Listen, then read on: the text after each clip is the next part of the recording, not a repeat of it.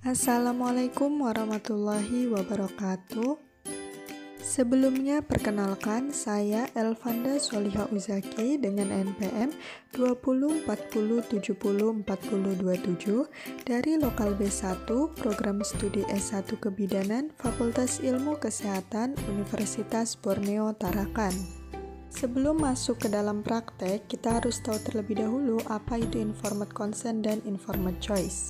Informed choice berasal dari dua suku kata, yaitu informed dan choice. Informed sendiri berarti telah mendapatkan informasi yang lengkap dan benar, sedangkan choice berarti pilihan.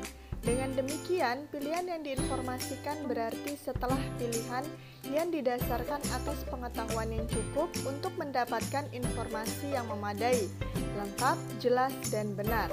Informed choice merupakan bentuk persetujuan tentang pilihan seperti metode kontrasepsi yang dipilih oleh klien setelah memahami kebutuhan reproduksi yang paling sesuai dengan dirinya atau keluarganya. Pilihan tersebut merupakan hasil bimbingan dan pemberian informasi yang objektif, akurat, dan mudah dipahami oleh klien. Pilihan yang diambil merupakan yang terbaik dari berbagai alternatif yang tersedia. Setelah klien memahami dan dapat menentukan keputusan tentang pelayanan kontrasepsi yang dia pilih pada saat proses informed choice, maka klien diberikan informed consent atau lembar persetujuan tentang medik pelayanan kontrasepsi. Selanjutnya, apa itu informed consent?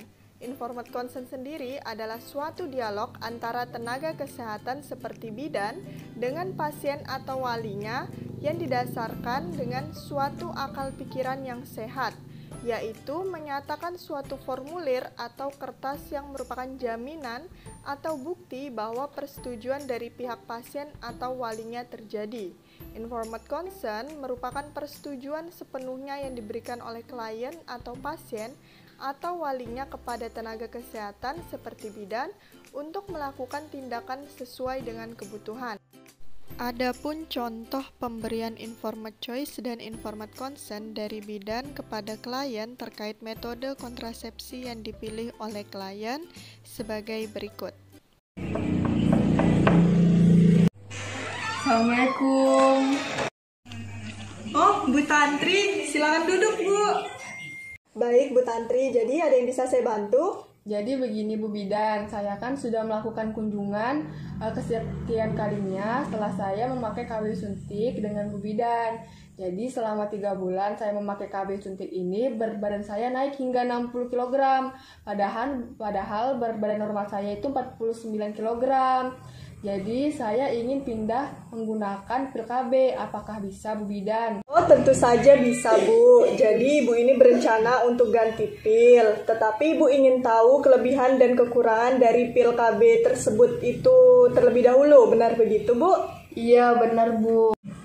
Baiklah Ibu, jadi begini Bu, saya mulai dari alat kontrasepsi jenis suntik yang sebelumnya Ibu gunakan ya. Jadi KB suntik itu memang ada 2 jenis Bu, yaitu KB suntik yang per bulan dengan yang per 3 bulan. Keuntungan dari KB ini itu memang meningkatkan kenyamanan dalam hubungan suami istri karena tidak perlu takut hamil dan juga dapat dipakai untuk semua usia dalam masa subur. Tapi memang Bu, sebagian ibu itu mungkin tidak cocok, jadi menimbulkan flek seperti yang Ibu sebutkan tadi, berat badan meningkat, bahkan menimbulkan jerawat Bu. Nah, adapun pil KB yang ingin Ibu coba ini ada berbagai macam jenisnya Bu. Namun secara umum dapat dibagi menjadi 2, yaitu pil KB yang berisi kombinasi sintetik hormon estrogen dan progesteron.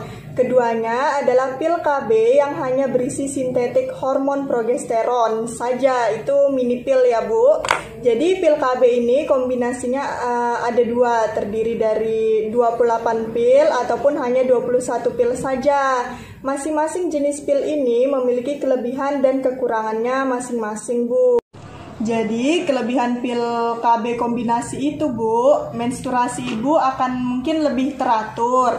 mengurangi nyeri menstruasi, mengurangi resiko kanker ovarium dan rahim, dan beberapa jenis pil kombinasi itu dapat mengurangi jerawat, Bu. Namun ada juga kekurangannya seperti Ibu dapat mengalami nyeri payudara, peningkatan tekanan darah, sakit kepala, mual, kembung, gangguan mood, dan yang paling ditakutkan itu Ibu lupa, Bu, karena itu harus diminum setiap hari ya, Bu.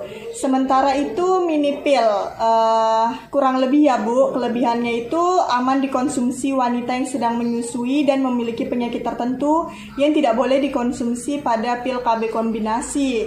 Adapun kekurangannya yaitu mengalami sakit kepala, nyeri pada payudara, seperti tadi perubahan mood, dan mungkin ada beberapa juga yang mengalami perubahan berat badan. Sejauh ini apa Ibu mengerti, Bu? Iya Bu Bidan, saya mengerti. Alhamdulillah jika Ibu mengerti, tapi apakah Ibu bisa mengulangi lagi penjelasan saya tadi, Bu? Baik Bu Bidan, tadi Ibu Bidan menjelaskan bahwa pil KB kombinasi ada yang terdiri dari 28 pil ataupun hanya 21 pil saja. Masing-masing jenis pil KB ini memiliki kelebihan dan kekurangannya masing-masing. Seperti kelebihannya menstruasi lebih teratur, mengurangi nyeri menstruasi, mengurangi resiko kanker ovarium dan rahim. Beberapa jenis pil KB kombinasi dapat mengurangi jerawat. Kemudian kekurangannya nyeri payudara, peningkatan tekanan darah, sakit kepala, mual, kembung, gangguan mood. Benar begitu kan Bu Bidan? Iya benar sekali, Bu. Baiklah Ibu, jadi apakah ada yang masih belum Ibu pahami atau ada yang ingin masih Ibu tanyakan kembali? Tidak Bu Bidan, saya rasa saya sudah mengerti. Alhamdulillah kalau begitu, Bu. Jadi apakah Ibu sudah dapat mengambil keputusan mengenai alat kontrasepsi yang akan Ibu gunakan nantinya? Iya Bu Bidan, saya sudah mantap menggunakan pil KB. Selain simpel, saya rasa saya juga bukan orang yang pelupa. Baik Bu. Iya, terima kasih Bu Bidan. Oh iya Bu Bidan, kapan saya bisa memulai meminum pil KB ya? Baik Ibu, jadi untuk dapat berganti dari KB suntik menjadi pil KB itu, Ibu dapat memulai minum pil KB kapan saja selama dalam periode KB terakhir hingga hari yang dijadwalkan untuk Ibu melakukan suntik KB berikutnya. Sebaiknya jangan memulai minum pil KB melewati hari yang dijadwalkan untuk Ibu melakukan suntik KB berikutnya tersebut.